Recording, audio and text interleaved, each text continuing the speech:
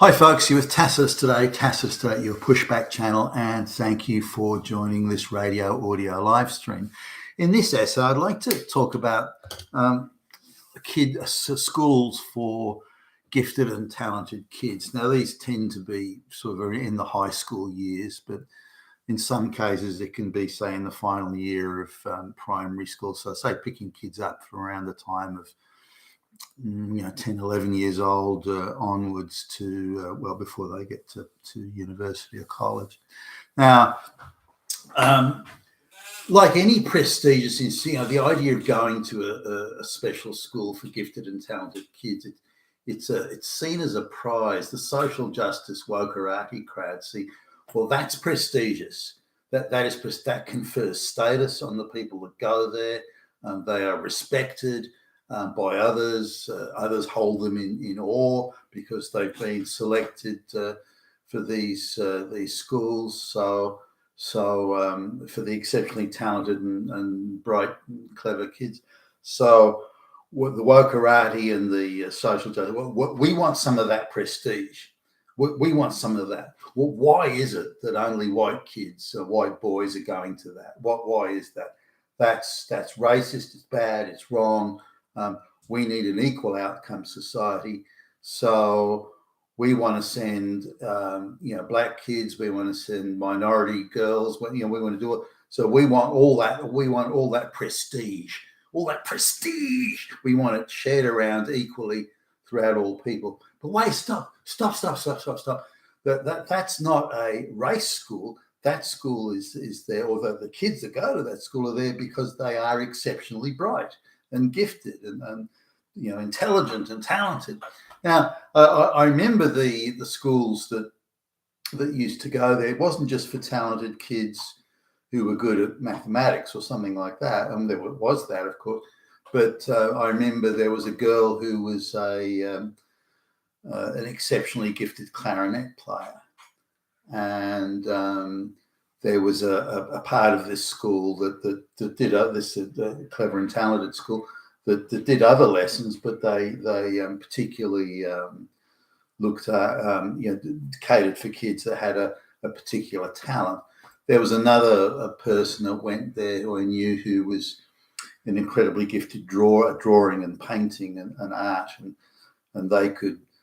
They could sort of sketch the Mona Lisa or something in 5 minutes. They were clearly very gifted in that sense. I always saw people like that was terribly clever because I can't draw or paint to save my life. So I always think people like that are clever. But anyway, be it natural talent or not, it was something that there were schools that could encourage and develop people like that who had those skills, whether they were natural, whether they just worked their ass off, didn't matter. But the reason people went to those gifted and talented schools was because they were gifted and fucking talented. Now, I'm sure there were some mega rich people that made sure their kids got into that, but they're 1 in 1,000, 1 in 500 or something. The numbers are so small, they're not even worth worrying about. Is that right, where rich people could get? Well, no, it's not. But there's not very many of people who are that rich and have that much clout. So because they're so few in number, their effect on undermining the integrity of the talent is minimal. Affirmative action, however, is quite different. They can totally undermine the intent or purpose of those schools. So the wokerati crowd, they wanted to, well, we want some of that, wherever they see prestige or the result of actual merit, any sort of reverence that are given to people in a certain group or institution or school or workplace. We want that. We want that sort of stuff. So, so inevitably standards have to be lowered. Now, I'll talk a little bit about this more widely, but I briefly went, which I've mentioned in other videos. I went to one school where, again, this was briefly, mercifully, it was briefly, where the police were around every day, and it was constant dramas.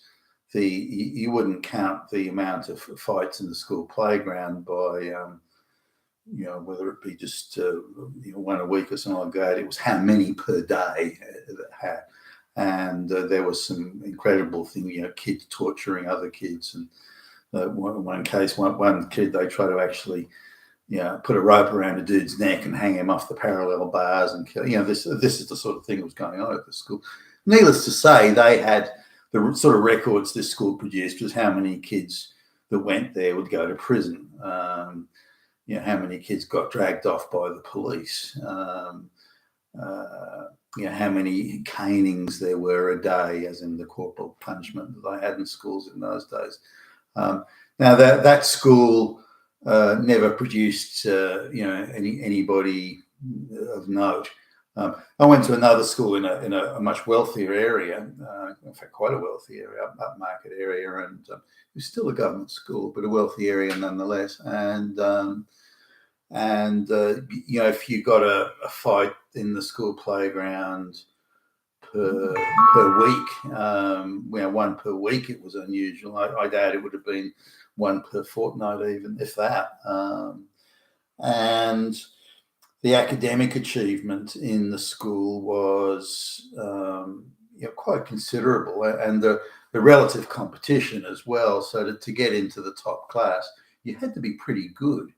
Whereas to get into the top class or pass the test or the exam in the other school, you really, if you're upright and warm, you could sort of pass. Whereas in the other school, the standards were far, far higher. And then from that school, there were quite a large number of kids that went to the gifted and talented school. Whereas, as I understand it, not a single kid from the violent police around every day school. No kids went to the gifted and talented school. So the idea of gifted and talented kids being the majority of them. And by the way, the school where there were no fights was all white, very, very homogenous. Again, upper middle class, but very homogenous. And whereas the school with the endless dramas and the police around every day, that was extremely diverse. In fact, whites were the minority in that school. The majority was, I'm not sure they'd been the majority, but a very, very substantial minority. Probably more people now white were Arabic and Lebanese and Maltese, that sort of thing. So coming now to the gifted and talented schools. Recently, some people we know commented in passing that some of their neighbours or one of their neighbours, someone they knew, I don't know exactly how they knew them, but their daughter who was brown had gone to a gifted and talented school when they perceived that she was. They doubted her IQ was even 100. She was so stupid, and she's also lazy and far from being a diligent student. And she got selected for this gifted and talented school in Australia here. So I didn't think much about it. And then when we were overseeing them one day, these other people were in the process of leaving, and so I got the turn that the daughter was there, and so that's her. So I took the opportunity to say hello and how's school going, and there's no question she's a fucking moron. The lights on, but nobody's home. She also doesn't give a stuff, and is she's far more concerned about going to climate change placard waving where there are no exams, no tests. You just have to feel the vibe, and that's it. You're one of the crowd. Whereas a meritorious pass or fail exam, that's different. So she's one of those. She's one of that sort of leftist brigade, hopelessly indoctrinated. So there's no way she could have got it. No way at all. She could have got into school, and no way she could pass a merit-based exam on anything. I think. But she's there nonetheless. Now, I noticed this change happening, the beginning of it, years ago, probably starting, I don't know, getting on for 20 years ago now, I guess, where the kids, instead of the kids being chosen on merit, they were chosen on for race and gender and sociology reasons. So the kids going to the gifted and talented high school or selected for the gifted and talented high school were 3 boys, 3 girls, 3 white, 3 non-white. And so I was talking to one of the people who was one of the teachers' union person who had a seat at the front line seat at the table to shape and fashion how the gifted and talented high schools would develop and how they would go and their purpose. So now she was quite a leftist and a Marxist, so she was into this equal outcome stuff as just an ideological position. But she was of the view of why should gifted and talented people in the high schools, why should they get this prestige and the honours and the reverence that goes to people like this? Because they're nearly all boys and nearly all white. This is before the mass migration that really sort of started to come into play. And so she was looking at it somewhat from a racial perspective, but also looking at it from a gender perspective. She also seemed to be remarkably sort of prescient in terms of able to look in the future and think that mass migration would be a big thing, which, over, say, 20 to 25 years ago, I couldn't see that. So she must have also been on the inside running as to how the globalists would force mass migration on all the Western countries. But anyway, putting that aside, she was looking at it primarily from a gender issue, that given there was so much prestige that was accorded to people who went to these schools, she wanted to transfer that prestige to people who hadn't earned it on the basis that everyone is entitled to that level of prestige. So either there had to be no gifted and talented high school, so no one could have the prestige, which she was prepared to entertain, or if that prestige was on offer, it should go to people who hadn't earned it, because that would create social equity. Now, her primary concern was, or appeared to be, as I recall the conversation, was that this union teacher, Hackgoon, her primary concern was that if we allow an elite to develop based on merit rather than ideology, if we allow an elite to develop, then that will create natural fault lines of oppression that the oppressed cannot overcome, because it's merit-based. The elites are merit-based. So only those that can achieve that level of, or reach that level of achievement, only they can enter the elite circles, which creates a natural and insurmountable barrier for everyone else, because not everyone is bright, not everyone is hardworking, not everybody is diligent or studious. So, I mean, that's a statement of the obvious thing, but from an ideological perspective, she saw it slightly differently. She's seen if you allow or foster or allow, whether you have to continue, an elite to develop based on merit, then no one else can participate unless they meet that standard. Whereas if you have an elite based on ideology, anybody can participate. Anyone can achieve the elite level based on their ideological conformity. So, or their agreement with the ideology, or their fanatical agreement with the ideology. That will give them membership. Therefore, anyone can be a member. And there is no meritorious bar to participation, or not, participation at elite level. So this was an interesting sort of ideological take on things, and one that we shouldn't discount or dismiss, because I think it's more widespread than we realise. So she was prepared to accept, okay, well, we'll keep these elite schools, gifted and talented schools in place, but we must share it around so that there's exactly an equal number of girls and an equal number of students that aren't there on a meritorious basis. So that will sort of force equity into the society that otherwise wouldn't take place. So you have to intervene aggressively, and for ideological reasons, intervene aggressively as she saw it. And I think she had widespread support. I don't think she was the only person there, given that that's effectively what happened. So they transformed the selective high schools, this gifted and talented high schools, they transformed it from being a merit-based, the bright kids type stuff. And again, it didn't have to be bright kids at mathematics. As I mentioned before, it could be music or art or other things. They had separate schools again for sport, kids who were gifted in sport, and they were given scholarships to to go into the junior teams of whether it be soccer or football or anything else.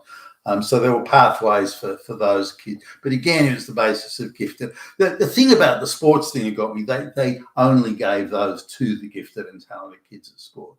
If it was for someone doing the running race, the 100-meter sprint or something, only kids that had that gift were gifted at it. Only kids were prepared to turn up at 4 o'clock in the morning to bust their ass on the track and that type of thing. Whereas when it came to academic pursuits, there was no such standards. All you had to do was be a black lesbian and you were in. And so that was of course the tragic failing of this. But the entitlement to prestige. Now, this, of course, is fed out into the universities and other places where a PhD.